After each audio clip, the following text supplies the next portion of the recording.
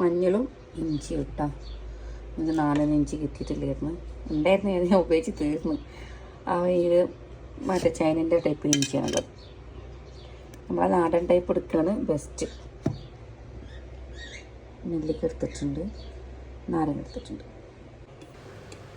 ചെറുനാരങ്ങ തോല് കളഞ്ഞത്, അതുപോലെ തന്നെ ഇഞ്ചി, പച്ചമഞ്ഞൾ, നെല്ലിക്ക മുറിച്ചിട്ടത്.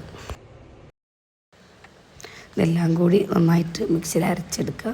എന്നിട്ട് അരിപ്പയിൽ നന്നായിട്ട് അരിച്ചെടുക്കുക കേട്ടോ. നന്നായിട്ട് ഇങ്ങനെ നമുക്ക് ചെറിയ അരിപ്പയിലോ വലിയ അരിപ്പയിലോ നന്നായിട്ട് ഇങ്ങനെ അരിച്ചതിന് ജ്യൂസ് മാത്രമായിട്ട് ഉപയോഗിക്കാം.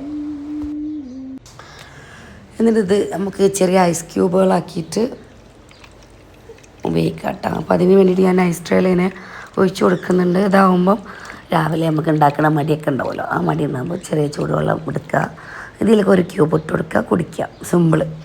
ഒറ്റയടിക്ക് ഉണ്ടാക്കി വെച്ചാൽ നമുക്ക് വലിയ ബുദ്ധിമുട്ടായി തോന്നുന്നു. മറ്റേത് രാവിലെ ഇങ്ങനെ ഉണ്ടാക്കാൻ ഭയങ്കര മടിയൊക്കെ തോന്നും. അപ്പോൾ എല്ലാവരും ഇതൊന്ന് ട്രൈ ചെയ്യുക. വെയിറ്റ് കുറയാനായിട്ട് ഡീറ്റോക്സ് വാട്ടറായിട്ടൊക്കെ ഉപയോഗിക്കുക. നല്ലൊരു ഡ്രിങ്കാണ്. മോർണിംഗ് എംപ്റ്റി സ്റ്റൊമക്കിൽ കുടിക്കുക.